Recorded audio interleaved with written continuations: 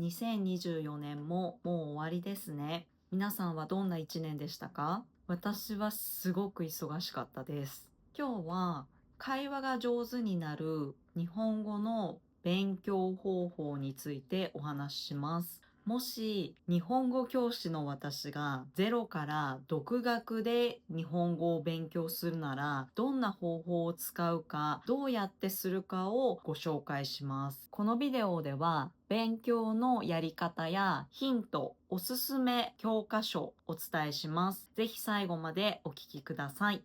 結論から言うと、初心者でも中級者でもですが、特に初心者は日本語の発音に慣れることと繰り返し聞く、話す練習が一番大切です。文法は簡単な理解で十分です。では順番に説明しましょう。まず一つ目。最初の3から5日ぐらいでひらがなとカタカナを理解しましょう。ひらがなは私がビデオで作ってるひらがなガイドを活用してください。特に日本語の音に集中しましょう。書く練習はあんまり必要ないですね。もし書きたかったらちょっとだけ書いて勉強しましょう。あんまり書くことに時間をかけすぎないようにしてください。もし自分で日本語のカタカナとひらがなのテキストブックなどがある人はそれを使ってもいいですが、必ず音を聞いて確認しましょう。ポイントは文字を覚えるときは発音をちゃんと聞いてリズムよく声に出して練習してください。2番目、リスニングと日本語の発音を繰り返して練習します。文法よりも先にこの練習をしましょう。なぜかというと、日本語の発音を初めから意識してやった方が後でやるより楽だからです。日本語のピッチアクセントやイントネーションに初級から慣れるようにしましょう。発音を意識して練習するようにしてください。この時に短いセンテンスを使って音を真似します。真似をして日本語の音になれましょう。これは毎日5分から15分ぐらい練習してください。絶対にあなたの発音が良くなって会話がスムーズになります。練習期間は最低3ヶ月やってください。ではまず練習方法を紹介します。この練習では私が出しているビデオを使って一緒にやってみましょう。まず1回目、短いセンテンスを聞いてください。で、ここでは特に発音とイントネーションに注意して聞きます。北海道へ行ったことがありますか？はい、一度あります。2年前に友達と行きました。Have you ever been to Hokkaido? Yes. I went once with a friend 2 years ago. 英語のサブタイトルも書いてあるので、必ず意味もチェックしてください。で、2番目、ミミック練習です。これはシャドーイングではないです。音読と音を真似します。最初に聞きます、もう一回。で、その後に音を真似して発音してみてください。北海道へ行ったことがありますか？はい、一度あります。2年前に友達と行きました。北海道へ行ったことがありますか？はい、一度あります。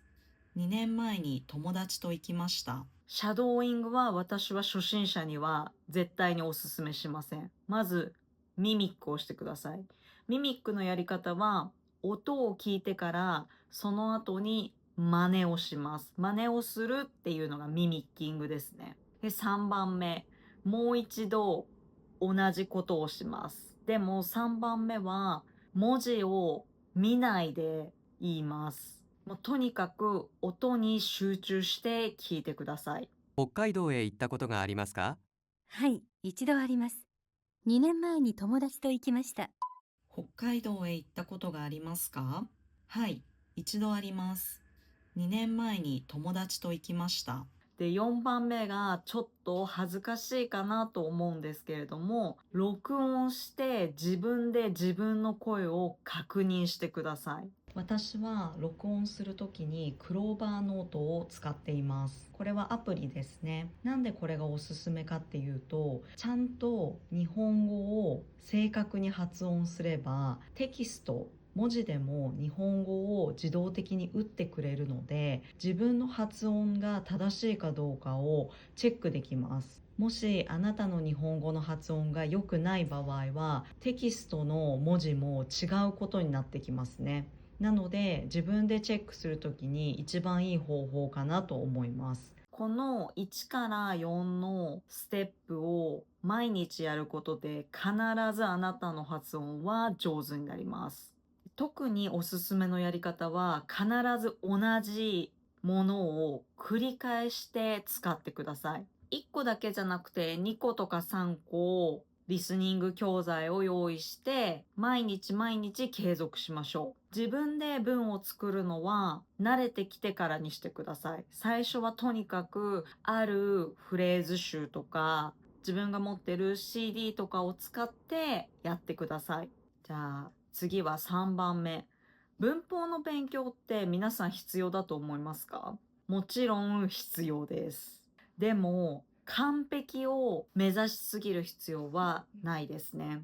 文法書は説明書のようなものなので、必要な時に見るだけで十分です。で、私が特に自分で勉強する人におすすめの教材をちょっと紹介します。まず1個目。Do it yourself。一人でできる初級日本語文法の復習という本ですね。これをなんでおすすめするかっていうと、あんまり厚くないですね。中身はちゃんとこうやってマス形とか手フォームとか、ちゃんとインデックスが見やすいですね。で、説明もすごく簡単です。ちょっとお見せしますね。例えば手からとかだと、ほんと1ページに簡単な説明と問題が少しある。なので、この本はN5、N4、N3 ぐらいの人にまでおすすめです。私もよく使っていますし、私の生徒でも使っている人結構いますね。おすすめ。ただ、デメリットが一つだけあります。これ、音声教材がないです。テキストブックだけ。あと、もう一個ごめん、いいとこありました。値段が安い。1200円。プラスタックスですね。なのですごいおすすめです、これ。自分で勉強する人にはこれおすすめです。あとは、私もよく使っている、全部私よく使ってるものを今回皆さんに紹介するんですけど、トライシリーズですね。このトライ N5 と N4 がなんでいいかっていうと、ちゃんと音声があるからおすすめです。ですし、やっぱりトライも薄い本なので、独学で勉強するのにちょうどいいと思います。みんなの日本語のメインテキストブックではなくて文法書。メインテキストブック買わなくていいです。自分で勉強するとすごいあれは大変なので、先生がいる人はいいけど、もし先生がいなかったら、このみんなの日本語のグラマーブック。で、これ私が持っているのは英語版ですけれども、みんなの日本語のサイトに行くと15カ国語あります。例えばフランス語、スペイン語、インドネシア語もあるし、ビルマ語とかもあるので、いろいろな言語があるので、皆さんの言語に合わせて選んで買ってください。英語版だけじゃなくて他の言語もあります。で、これは、いいところはですね、じゃあ例えば第4課。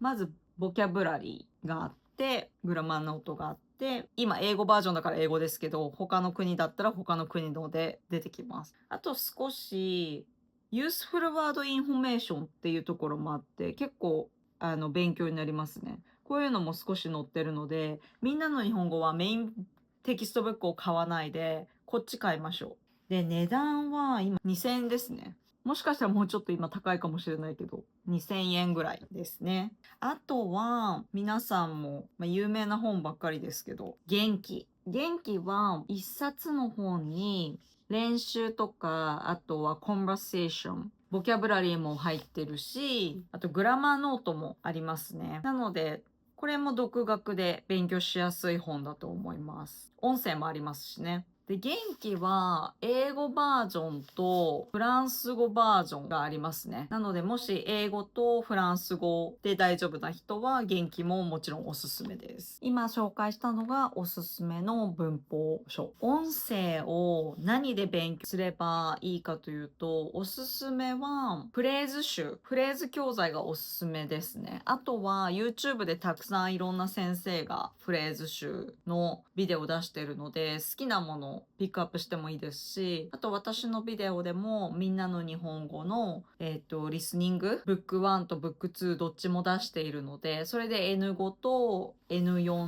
の勉強ができますね。それを使ってもいいと思います。もしアニメとか好きなドラマ、好きなポッドキャストとか自分が聞きたいものがあればそれで練習してもいいですが、真似するときにすごく大変なので、必ず短いフレーズで勉強した方が私はいいと思います。で、難しすぎるものは絶対にやめましょう。短いフレーズで勉強してください。他にもちょっといろいろ紹介してないものもたくさんあるので、これからこの YouTube でいろいろ2025年は紹介していきたいなと思います。一人で勉強するのはすごく大変ですし、簡単ではないけど、必ず今日お伝えした方法を毎日毎日続けると、すごく日本語が上手になると思います。で、私の生徒でも実際に今のやり方ですごく上手になった人がたくさんいますので、